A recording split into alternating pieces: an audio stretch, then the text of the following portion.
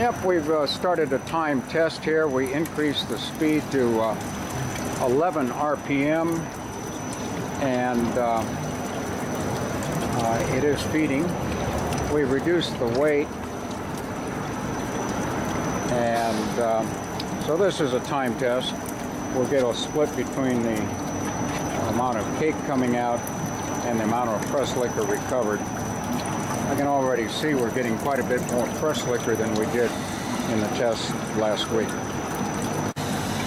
This test is going a lot better than last week. We're getting a lot more liquid separated. The throughput of cake is not nearly as great. We're down to 7 RPM. I think we were at 34 RPM last week. We do squeeze some fat through the screen. It's not a whole lot. The liquid is relatively clear. Feeding in the inlet hopper is consistent, steady. We're still getting a lot of water dripping out of this. Probably need a longer screen on the press. A perforated screen might do better on removing the water. Okay, this is the second pressing. We're rerunning the material. Notice I've got more press liquor coming out than I had on first pressing. Weird. And we got less water dripping off of the press cake than I had on first pressing. So somehow the second pressing is definitely more effective.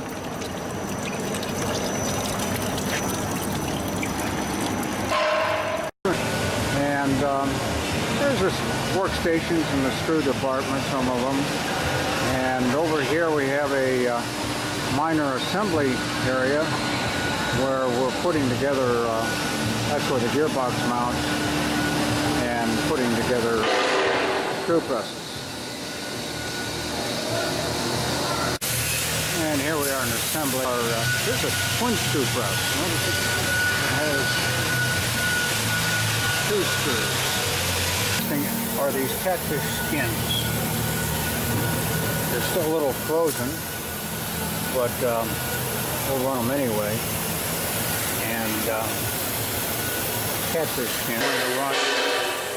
And the DFE is programmed to make the screw to go forward for 1 minute and then to back up 6 turns. So we'll have a forward reverse seesaw action. So far we have a failure. We got a little bit of liquid to come out, but the material is just sort of churning in here. It's not going forward. See it churning. We have this program to go backwards and forward, and I'll catch a reverse movement pretty soon here. There it goes backwards. And we get a little liquid out.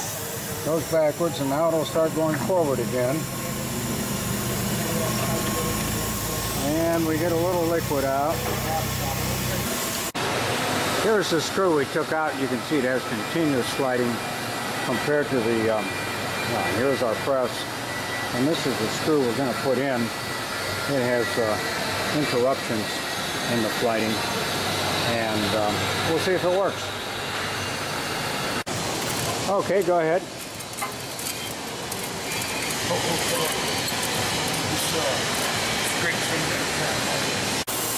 Okay, one more try. We've got it going forward for 12 seconds and then backwards. 110 hertz backwards.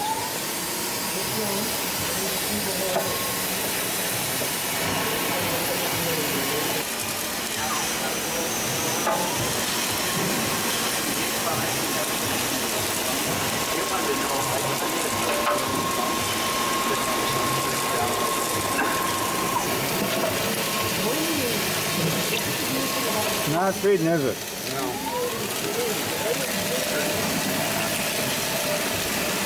Okay, this is the next day. It's Wednesday, I think, and we're going to run some of the fish in this press, which you can see is a lot shorter. Yeah, go ahead. Instead of an air cylinder, we've got a weight here. And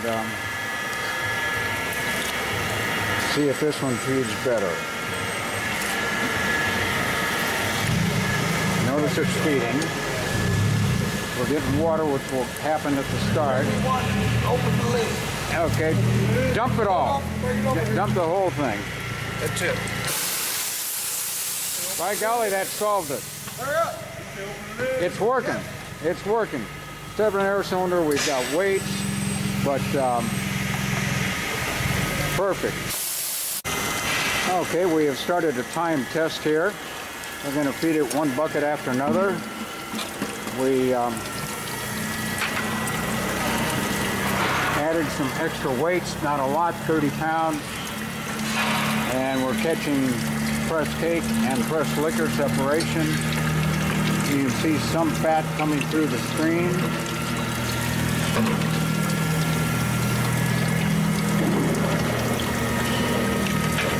Material there.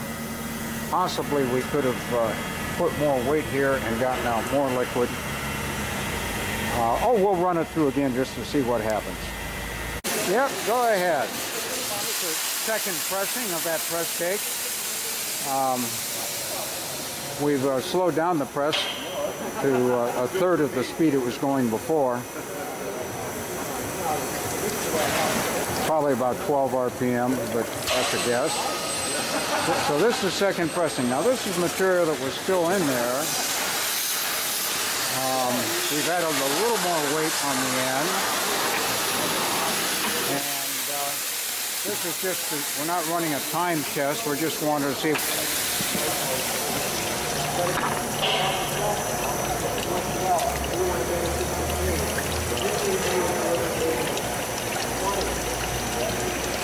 We're still getting plenty of water out. Yeah.